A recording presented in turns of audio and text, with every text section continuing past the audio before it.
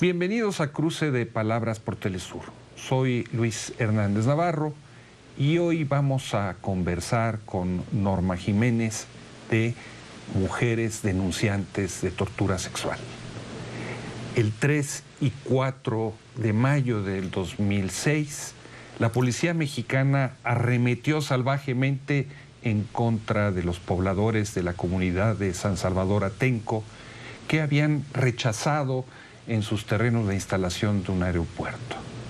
Asesinó a 2 personas, golpeó salvajemente a muchas más y abusó sexualmente de mujeres y de hombres.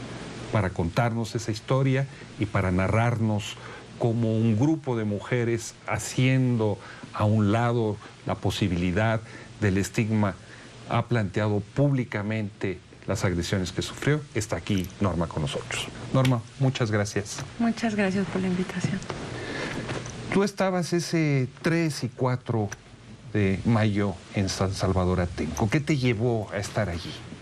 Yo llegué el 4 de mayo del 2006. Sabía como lo que había ocurrido el 3 de mayo. Ya había un niño asesinado por la policía, Javier Cortés. Entonces, pues como un llamado de solidaridad a la gente que pudiera sumarse para ir a San Salvador Atenco, que además ya estaba sitiado por la policía federal.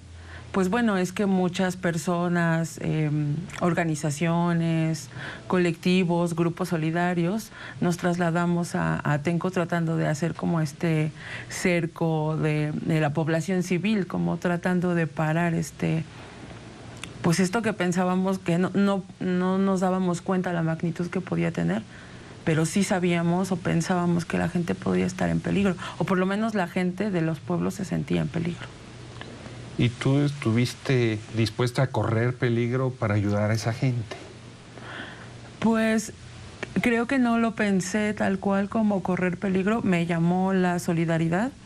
Yo estaba estudiando, entonces trabajaba con una revista chiquita que trataba de documentar la participación política de las mujeres en contextos así, de protesta. Entonces es en ese contexto que yo me entero y es como, pues vamos, tratemos de documentar un poco lo que ocurrió el 3 de mayo y en la madrugada del 4 de mayo es que yo llego al lugar, ¿no? Los pobladores de San Salvador Atenco habían bloqueado la principal vía de comunicación terrestre allí. Claro. Había como barricadas. Cuando se da la agresión policial, ¿tú dónde te encuentras? Yo me encuentro justo sobre la carretera donde están las barricadas, que también ahí quisiera decir que pues barricadas como tal, o sea, unos pedazos de madera y gente mayor, niños, adultos, pues gente de pueblo que solo pedían que soltaran a la gente que ya estaba presa, porque de los más de 200 personas detenidas, más o menos la mitad ya había sido detenida para ese momento, sin razón alguna, ¿no? Entonces era una exigencia de libertad a la gente que ya se habían llevado. Sería como si los pobladores de Atenco hubieran cometido una afrenta al gobierno al no permitirles hacer el gran negocio del aeropuerto y se lo quisieran cobrar con una medida muy drástica de represión. Justamente la lucha que habían dado el Frente de Pueblos en Defensa de la Tierra, que es parte San Salvador Atenco y otros pueblos de alrededor en esa zona, justo donde el aeropuerto fue en 2002 y habían, digamos, ganado, ¿no? En ese momento gracias como a esta organización y lucha que dan. Entonces, en el 2006 ocurre esto, que un grupo de floristas quiere vender afuera de un mercado y se desploma un uso excesivo de fuerza pública para quitarlos, para golpearlos y para detenerlos, siendo que tenían un previo permiso de hacerlo. Entonces, sí, a mí me parece que era más como una revancha, ¿no? De lo que, si lo podemos llamar así, porque hablamos de un grupo de campesinos, floricultores, pobladores, contra toda la máquina represiva del Estado. Cuando los policías atacan ¿Tú qué haces ante esa acción de fuerza? Pues en realidad no hay forma de reaccionar. Estamos en la carretera y de repente, yo no lo sabía en ese momento, pero son unos cartuchos que explotan en el aire y que son los que avientan el gas lacrimógeno y nos los estaban disparando hacia nosotros. Entonces, lo primero por lo que me doy cuenta que viene la policía es porque vemos los cartuchos pasar al lado de nosotros, explotan y pues se llena todo de gas. O sea, así, de la nada, de repente. Siendo, no sé, todavía estaba oscuro, como las 6 de la madrugada. Entonces, pues claro, toda la gente se asusta y toda la gente empieza a correr. En realidad no podemos ver ni siquiera hacia dónde ir, ¿no? Había también muchos estudiantes que habían llegado de distintas universidades. Entonces, pues fue una confusión total. Yo me percato de la policía porque alcanzo a distinguir a una señora ya grande que es tirada al piso con un escudo, le pegan, la tiran y se acerca una cantidad inmensa de policías a patearla, como si fuera un costal, como si fuera una cosa en el piso. Y lo siguiente que puedo o que noto, pues es que me pasa lo mismo exactamente, ¿no? O sea, la miro, la veo que está tirada en el piso pidiendo ayuda. Mi instinto es como una reacción, querer como regresar, y en eso siento que me tiran al piso. Igual, más o menos un grupo de 10 policías empiezan a patearme en el piso. Te patean en el piso. Y después los concentran a ustedes en algún lugar, los suben a algún vehículo. Yo fui pasada por distintas corporaciones de policías, ¿no? Ahí son granaderos los que me detienen. Y luego me pasan a otra agencia que ya no existe, pero en ese tiempo era la Agencia de Seguridad Estatal, que es de fuero estatal. Y luego ellos me pasan, me entregan a unos policías vestidos con trajes como militares de camuflaje, la Policía Federal Preventiva, y ellos me pasan a otros más que son los policías que nos trasladan. Y en el traslado, ¿es que tú sufres la agresión o llegando a...? Las agresiones fueron desde el principio. O sea, desde que me tiran en el piso, me levantan, o sea, tenía el cuerpo dormido de los golpes y me empiezan a arrastrar para entregarme a los otros y luego a los otros. Pero las agresiones sexuales, físicas, es decir, golpes, las agresiones psicológicas, las amenazas de muerte, que nos pidieran nuestros datos, que nos obligaran con golpes a decir los nombres de nuestra familia, diciendo que les iba a pasar lo mismo, la violencia de género, como ¿qué haces aquí? Deberías de estar en tu casa cuidando a tus hijos, lavando los trastes. O sea, esto se repite, es un común exactamente en todas las corporaciones, aunque claro que de forma masiva fue durante el traslado, que duró muchísimas horas, ¿no? Aún no sé exactamente cuántas horas duró, pero diría que alrededor de 6 horas estuvimos más de 100 personas, ¿no? Dentro de los autobuses, 2 autobuses, y ahí pues de todo, lo mismo que te decía, ¿no? Violencia sexual, física, verbal, psicológica, ¿no? Las amenazas, incluso cada tanto de tiempo detenían el autobús, golpeaban la puerta, la abrían y decían que ya habían tirado a uno, que uno ya se había muerto. Entre ellos decían, sabemos que esto después no era verdad, pero eso hacía que todo el tiempo tuviéramos la certeza de que nos iban a asesinar, ¿no? Que era verdad lo que nos estaban diciendo. Entonces cada tanto paraban, abrían la puerta, se oía que movían cosas, no sé si arrojaban algo, y decían, ya se murió uno más, tírenlo en la carretera. ¿Tú cuánto tiempo estuviste detenida? 1 año, casi 1 año en la cárcel. ¿Acusada de? Ataques a las vías de comunicaciones y transportes y ese mismo delito, pero tiene un agravante porque decían que traía explosivos. ¿Cosa que era cierto? Pues traía mi cámara de... Es muy explosiva. Ajá, entonces puede ser que a eso ellos le llamen Por supuesto que jamás hubo una sola acusación.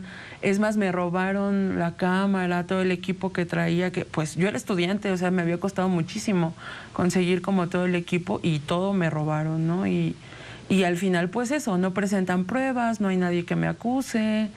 Las acusaciones se fueron diluyendo en cosas. Decían que había golpeado a un sinnúmero de policías, así 20 policías me acusaban de haberlos golpeado y pues eso fue hace 11 años, yo tenía 23 años. ¿Tú golpeaste a 20 policías? Eso decían, eso era de lo que algunos me acusaban. ¿Habías estudiado artes marciales? No, la verdad no. ¿Tienes idea de cuántas mujeres, cuántos hombres sufrieron agresiones sexuales en ese desalojo? La verdad, un número exacto no. Fuimos detenidas 47 mujeres en total los 2 días y yo creo que en un contexto así de tortura a ese grado, pienso que aunque alguna no le hubiera tocado que directamente a ella se lo hicieran, todo el tiempo se sentía la amenaza de que lo iban a hacer o que lo iban a volver a hacer. Entonces creo que al final esas más de 200 personas detenidas, todas y todos vivimos la tortura, ¿no? De diferentes formas y en diferentes niveles, si es que se puede llamar así, porque el tema de la tortura es muy complicado, pero yo creo que todas y todos lo vivimos así. Cuando hablas de agresiones sexuales, ¿a qué te refieres? ¿Insultos o tocamientos? Sí, en realidad esa es como algo que nosotras hemos peleado mucho, ¿no? Como que el Estado todo el tiempo ha querido decir, bueno, no fue como querer bajar esto y decir o tal vez, pero nosotras hemos hecho mucho hincapié en que es tortura sexual, porque esto incluye, además de una forma diferenciada de torturar a las mujeres, ¿no? Que tiene un sesgo de género que es importante, ¿no? Y que además es sistemático. Estamos hablando de tocamientos, penetración, sí, insultos, lenguaje agresivo y con este sesgo también de violencia de género, golpes en los genitales, posiciones forzadas. Es decir, es un gran abanico de horror que pueden llegar a ser. ¿Te parece si en este relato que nos haces hacemos una pequeña pausa, Norma? Claro. Y ustedes, amigos, amigas, no se vayan, volvemos en muy breves instantes.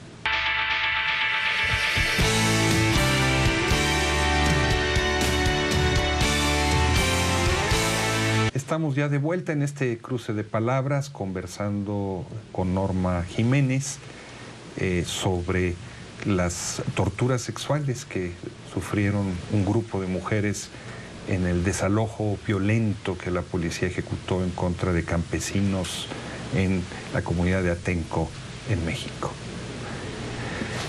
Norma, cuando ustedes son agredidas, ¿presentan alguna denuncia ante las autoridades? Sí, presentamos muchísimas, ¿no? Muchísimas. Desde que llegamos al penal, pues acudió la Comisión Estatal de Derechos Humanos, después la Comisión Nacional de Derechos Humanos, la Contraloría del Estado de México, la Procuraduría a través de esta Fiscalía Especializada de Delitos contra la Mujer, incluso al Ministerio Público al que nos querían obligar a declarar aún sin abogado, le dijimos como todo esto que habíamos vivido, ¿no? Y la verdad es que solo encontramos revictimización, ¿no? Yo recuerdo mucho las entrevistas con la Comisión Nacional de Derechos Humanos y hacían preguntas como ¿y qué ropa llevabas puesta? Y ¿usas drogas? ¿No? Y era como... O sea, como si ustedes hubieran provocado que las agredieran.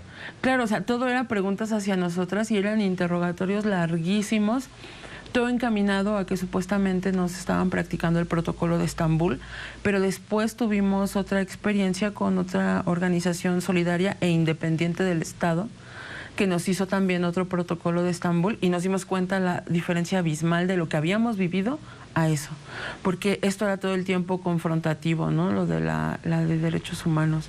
Todo el tiempo eran las mismas preguntas y nos hacían esta ronda una y otra vez, ¿no? Entonces, no sabíamos si era como que pensando en tratar de confundirnos, ¿no? Preguntaban todo el tiempo, ¿y cuántos policías te agredieron? ¿Estás segura? Pero estás muy segura.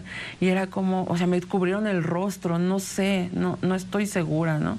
Y además tenía unas semanas de haber ocurrido y era profundamente doloroso recordar todo paso por paso y parecía que lo hacían como a propósito, ¿no? Y al final no obtuvimos ninguna respuesta, ¿no? Hubo un par de procesos en el Estado de México. Algunos policías fueron acusados no de tortura, sino de actos libidinosos, que es como que te pueden hacer un comentario que sea tendencioso o sexualizado, qué sé yo, o a lo mejor un tocamiento por error. Entonces fueron por actos libidinosos y abuso de autoridad, que es como que tal vez excedieron un poco. Al final de estos, pues no hubo sentencia, no hubo nadie castigado, un solo policía que además, de entre todos los policías que participaron, fue de los únicos policías que una de nosotras pudo reconocer directamente, porque le quitan el suéter de la cabeza en algún momento y puede reconocerlo, y pagó una multa, no sé, algo absurdo, ¿no? Y jamás pisó la cárcel y jamás ni fue cesado ni nada. O sea, la impunidad es claro, la constante en este así caso. Es, así es. Oye, Norma, ¿y cuántas mujeres son las que presentaron la demanda ante la Comisión Interamericana? Somos 11 mujeres de 47 que fuimos detenidas. En algún momento fuimos más de 20, luego el número se fue reduciendo y al sistema interamericano llegamos 11 solo. ¿Por qué recurrir al sistema interamericano? Porque justamente nos dimos cuenta que aquí era muy difícil que el Estado viera su propia responsabilidad, ¿no? O sea, estamos hablando de que está involucrado no solo la policía municipal, que estuvo el primer día, sino el ámbito estatal y el ámbito federal. Entonces, ¿a quién recurres más? Y además lo hicimos, o sea, intentamos como recurrir a estas instancias, digamos, internas en el país para poder acceder a la justicia, y pues solo nos encontramos con esto, ¿no? Entonces, al no tener más hacia dónde voltear aquí dentro, pensamos que la única salida era recurrir a un organismo internacional. Hace años. Cuando el Estado mexicano no cumple con las recomendaciones de la Comisión Interamericana, es que nuestro caso se pasa a la Corte Interamericana, que es donde tuvimos audiencia este año. Esa audiencia, ¿nos la podrías narrar un poco en qué consistió? Bueno, pues ahí se encontraban los jueces, el Estado y la Comisión Interamericana, que también da vista al caso, y las abogadas del Centro PRO y CEGIL, que son las que nos acompañan en nuestra defensa. Y bueno, pues nosotras... 5 de nosotras fuimos llamadas a declarar. Y bueno, pues a grandes rasgos dimos los testimonios. El Estado tuvo la oportunidad de hacer preguntas, de hacer alegatos. En realidad no puedo decir mucho más de lo que ya te he estado contando. ¿La acusación al gobierno mexicano en qué consistía exactamente? Pues fueron violados muchísimos derechos humanos, pero creo que de fondo o lo central aquí es que el Estado no solo es culpable de todo lo que pasó, sino también es culpable de perpetuar la impunidad, de no investigar, de no esclarecer los hechos, y además es culpable de habernos estigmatizado y haber dicho que mentíamos, porque en muchísimas declaraciones y son públicas esas declaraciones, ¿no? Donde distintos funcionarios decían, no es verdad, están mintiendo, ellas se provocaron sus lesiones. Incluso alguien dijo algo profundamente misógino, que fue, En México una mujer jamás se atrevería a denunciar violación. Si ellas lo están diciendo es porque no les ocurrió. Eso lo dijo un funcionario mexicano. Sí, ahora no recuerdo. Para el catálogo del horror. Así es. ¿Y qué más argumentaron ellos allí en ese juicio? Pues ellos argumentan que nos han ofrecido reparación integral, justamente, porque en 2013, cuando fue la audiencia en la Comisión Interamericana, nos ofrecen una salida amistosa. Por supuesto que esta salida amistosa no incluye la investigación de los hechos, ni la investigación de la cadena de mando, ¿no? Ellos siguen diciendo que fue estatal, que ahí pasó todo y que no hay más implicados, ¿no? en el caso.